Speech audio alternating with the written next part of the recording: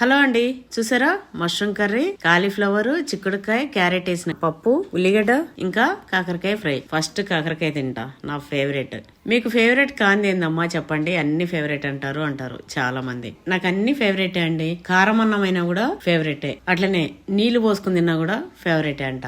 ఎందుకంటే ఏదైనా సరే నేను ఇష్టంగా తింటా ఫుడ్ ని. అయితే ఈ రోజు ఒక ముచ్చట. ఒక పాలు అమ్ముకునే వ్యక్తి 2 పాల డబ్బాలు తీసుకొని పాలు అమ్ముకుంటూ వెళ్తూ ఉంటాడంట. వెళ్తూ ఏం ఆలోచిస్తూ ఉంటాడు, ఈ 2 పాల డబ్బాలు అమ్మేసి మంచిగా పైసలు వస్తాయి, ఆ పైసలతోని ఒక 4 కోళ్లు కొనుక్కుంటా, అవి మంచిగా పెద్దగా గుడ్లు పెట్టి మంచిగా ఒక్కొక్కటి 10 పిల్లల చొప్పున 40 పిల్లలు అయితే ఆ 40ని కూడా మంచిగా ఇట్లా పెంచుకొని తర్వాత కొన్ని మేకలను కొనుక్కుంటా, ఆ మేకలను కూడా మంచిగా ఇట్లా చేయంగానే కొన్ని పిల్లలు కాగానే చాలా అయిపోతాయి. ఇంకా అవన్నీ కూడా అమ్ముకొని మంచిగా ఇల్లు కట్టుకుంటా ఇంకా హ్యాపీగా నడిచిపోతాను నా జీవితం అనుకుంటూ ఇక పట్టుకొని పాల డబ్బాలు ఊహించుకుంటూ ఎక్కడో చూసుకుంటూ రాయి తట్టుకొని పడిపోతాడు. 2 డబ్బాల పాలు ఒలికిపోతాయి. ఇగో అట్లుంటది. నేనేమంటా అంటే ఎప్పుడైతే మనం పని స్టార్ట్ చేస్తామో పైసలు రావడం స్టార్ట్ అవుతాయో వెంటనే మనం ఊహలోకి వెళ్ళిపోయి గాల్లో మేడలు కట్టుకోవద్దు. కొన్ని రోజులు నిలకడగా కష్టంతో ఆ పని కొనసాగిస్తూనే ఉండాలి. ఎప్పుడైనా సరే అత్యాశ అయితే ఉండకూడదు. స్టెప్ బై స్టెప్ ఎక్కుతూ ఉండాలి. అది విషయం. కొంతమంది ఏంటంటే ఒక చిన్న పని ఇట్లా చేయగానే 100 రూపాయలు జోబులోకి రాగానే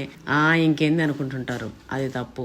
100 రూపాయలు ఉన్నా అట్లనే ఉండాలి, జోబులో 1000 రూపాయలు ఉన్నా కూడా అట్లనే ఉండాలి. అప్పుడే మనం ఏదనుకుంటే సాధించగలుగుతాం. మెల్లమెల్లగా అన్ని జీవితంలో నెరవేర్చుకుంటూ పోతాం. కొంచెం రాగానే అంటే పని స్టార్ట్ చేయగానే మనం ఊహల్లో మేడలు కట్టద్దండి. చేసుకుంటూ వెళ్తూ ఉంటే మెల్లమెల్లగా వచ్చేటన్నీ వస్తూ ఉంటాయి. ఇంతకు నా ఫుడ్ ఎట్లుంది చెప్పలేదు కదా.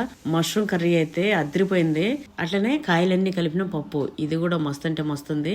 పచ్చిది ఆనియన్ అప్పుడప్పుడు ఇట్లా పెట్టుకొని తింటుంటా, ఎల్లిపాయలు గానీ ఉల్లిగడ్డ గానీ ఇట్లా పెట్టుకొని తింటుంటా. కాకపోతే ఏంటంటే మనకు నోరు స్మెల్ వస్తుందని చెప్పి ఉల్లిపాయ కొంచెం పచ్చి తినలేం.